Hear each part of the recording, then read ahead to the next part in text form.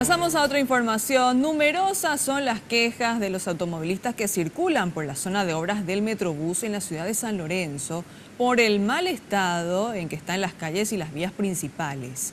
Mencionan que los baches son inmensos y no hay vehículo que lo resista y se salve de caer en uno de ellos. Avanzan lentamente las obras del Metrobús, pero lo que crecen a la velocidad de la luz son los baches a lo largo de la ruta Mariscal Estigarribia. Los hay de todos los diámetros y profundidades.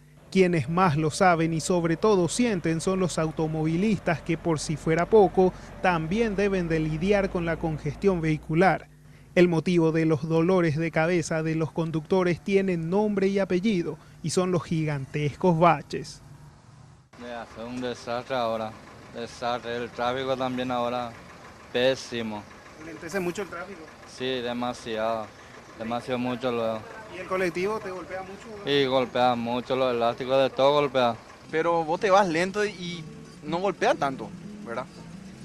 Yo paso lento y es suave, pero es muy lento el tráfico, es muy trancado esto. Por eso yo creo que la gente para mucho en la boca calle, pues pasa lento, 4 autos pasan y después ya es rojo, ¿verdad? Y complicado. ¿Pasar los baches cómo se te hace? Pasó mal algunas veces porque allá demasiado feo está. Sí. ¿Y cuando llueve? Y peor, acá se inunda la zona. Parece arroyo. Y esta es la calle Teniente Martínez, la cual se utiliza como calle alternativa para el Metrobús. Sin embargo, a pocos meses de ser inaugurado ya se encuentra en este terrible estado. Impresionante. Resumido, impresionante, ahí nomás ya. Te golpea todo el vehículo. Impresionante, te liquida, amortiguación, desastre total. Y la verdad que es un caos total, un desastre, amigo, un desastre. ¿El vehículo cómo te deja? Y ponerle cada semana le hacemos un cambio, qué sé yo, siempre hay gasto.